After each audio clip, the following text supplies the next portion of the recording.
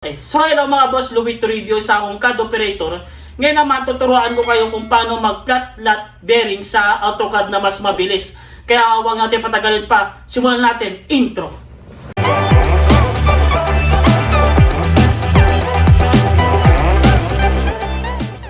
Simulan natin mga boss. Ang gagawin lang natin mga boss, meron akong Excel dito na naka-format na. Ang gagawin lang natin, type lang natin tong flat bearing. Tapos ikakopy natin. Papakita ko sa inyo kung paano ko ginagawa. Una, yung line natin 1/2. Tapos S 33 degree 20 minutes west. Tapos yung distance niya mga boss 7.73. Ganyan lang mga boss. Yan.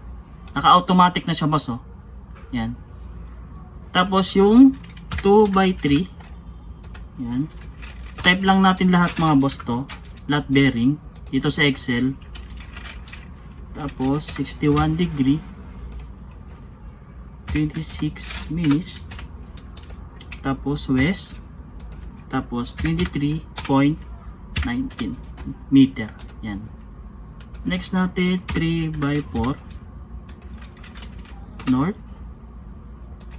13 degree.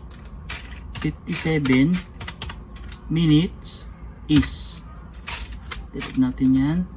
Tapos 7.96 meters. Next natin 4/1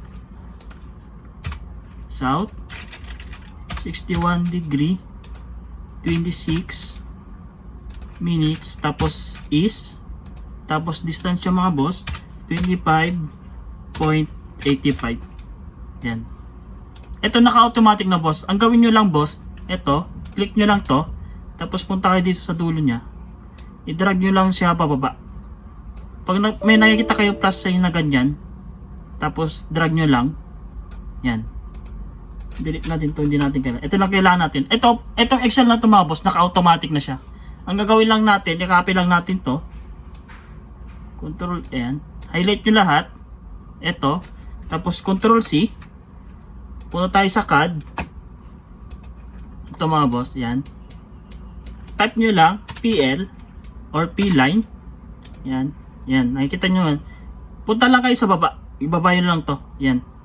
Huwag kayong mag-control B dito. Dito kayo sa baba. Yan. Dapat na ganyan dito. Tapos control B. Yan.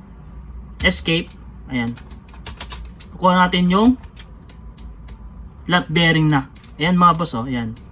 Kung may makita kayong ganito, yan, okay lang yung ganyan. Kasi yung mga nagsasolve, hindi naman nila nape-perfect yung talagang yung dulo nito. Kaya okay lang yan, ganyan lang na yung boss. Tapos next natin, lagyan natin lang siyang yung boundary niya. Copy natin to. Medyo malaki mga boss. Litan natin. See? Sa circle. Ayan. Tapos copy lang natin to. Yan. Lagyan natin dito. Tsaka dito. Yan. Tapos lagyan natin ng yung line. Ito. Kung nasaan banda. I-align natin. Sukatin natin kung nasaan yung unang line. Number 1. Yan. Natin dito. Tsaka dito. Yan. 23.19. Dito, baka ito yung mga boss. Ito. Check natin dito. Ito yung mga boss. Oh. Yan. Kaya ito yung number 1. Text natin. 1. Yan. Ito yung 1 natin. Lakayan lang natin ng konti. Yan. Tapos, copy na lang natin to. Copy. Copy. Tapos, copy. Tapos, ang gawin nyo dyan, para automatic siyang numbering, T-count. Type nyo lang T-count mga boss. Enter. Click nyo to. Click. Click. Click. Tapos, enter. Select order. Enter nyo ulit. 1:1. Enter. Tapos overwrite ito. Yan. Automatic na siya mga boss. Oh. Yan. Next natin, ika-copy natin to. Ito. Copy natin to. Copy. Ilalagay natin dito. Litan lang natin ng konti. Mga C. Ito hindi natin maano. Or type na lang natin mga boss. Kasi hindi siya ma-edit eh. 1/2 South 33. Itong degree mga boss, ang gawin nyo dyan, type nyo lang siya o punta kayo dito sa symbol. Ito. Tapos makita nyo to degree. Yan. Ay mali. Yung degree. Ito to. Yan. Tapos 20 minutes west. Tapos yung distance nya 7.73 meter. Yan. Laki lang natin ng konti ito mga boss. Gawin natin mga 4. Yan. Tapos ilalagay na natin dito. Click nyo yan. Justify muna natin para yung text natin naka-center. MC. Yan. Naka-center na siya. Move natin siya dito. Tapos rotate natin. Yan. Iline natin lang dito. Yan. Para maging line siya. Yan. Tapos move natin ng konti. Yan. Next natin, text ulit. Yan. Next natin ito. Yung N61. Punta tayo sa symbol ulit. Yan. Ay. Degree. Tapos, ano ba yun? 26 minutes west. Tapos yung distance niya 23.19 meter. Yan. Ito natin ulit ng mga 4. Yan. Copy na lang natin ulit to. Yan. Tapos justify ulit natin. Center okay naman na siya. Tapos move natin. Justify. Yan. Mid center. Yan. Tapos move natin. Ito, wag yung ano. Yan. Click nyo lang to. Tapos ilagay nyo lang dito. Yan. Tapos rotate. RO. Yan. Rotate natin dito. Tapos move natin pababa. Mga ganyan. Yan. Move natin yung pinaka-center. Move. Ito lang. Click nyo lang yung ganyan. Tapos ilagay nyo lang yung pinaka-center. Yan. Tapos ibaba nyo na konti. Yan. Next natin, itong may lagyan natin ng ano ito, 2/3. Yan. Tapos next natin ulit yung 3/4 north 13 degree, tapos 57 minutes east, tapos yung distance 7.93. Yan. Copy natin to. Justify natin ulit. Enter, tapos MC yan. Tapos natin dito. Tapos RO. Yan.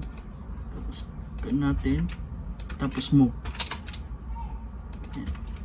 Next natin dito. Yung huli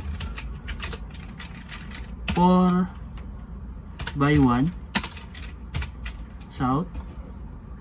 Tapos degree 26 minutes is tapos distance 25.85. Yan. Tapos move natin. Yan. Tapos move natin siya. So, justify mo natin. Okay. Tapos ito. Move natin ganyan. Tapos RO. Ilagay natin dito. Yan. Tapos move. Yan. Tapos lagyan natin ng kapalan natin ng konti. Yan. Tapos others natin ng hidden line. Ito, gawin natin to ganyan. Tapos okay. Yan. Hidden line natin siya ng ganyan. LTS 1 LTS 0.001 LTS 0.0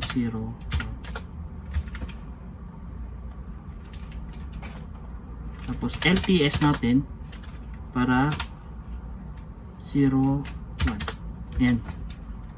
Tapos para makita nyo yung area niya mga boss, ang gawin nyo lang dyan, click nyo lang to, tapos right click, properties, tapos ito na yung area ng lot nyo. Pagka click nyo yung ganyan, makikita nyo dito, area, yan.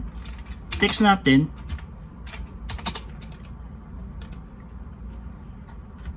area lot, yan, pindot natin to para makita natin yung 188.8. Yan. Click natin to 1,188.8 square meter. Ayan mga boss. Yan. Yan. Tapos lakayan natin to. Natin yan. Tapos 4.